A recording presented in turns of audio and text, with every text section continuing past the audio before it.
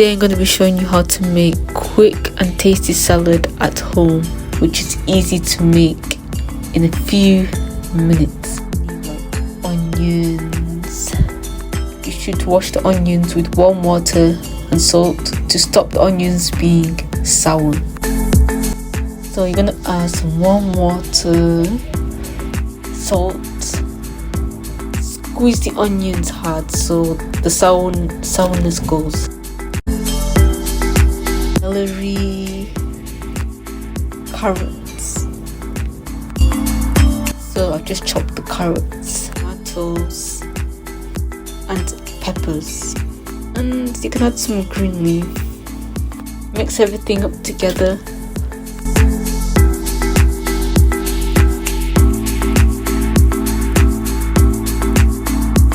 Hope you enjoyed this video on steps on how to make tasty salad. Like and subscribe for more videos.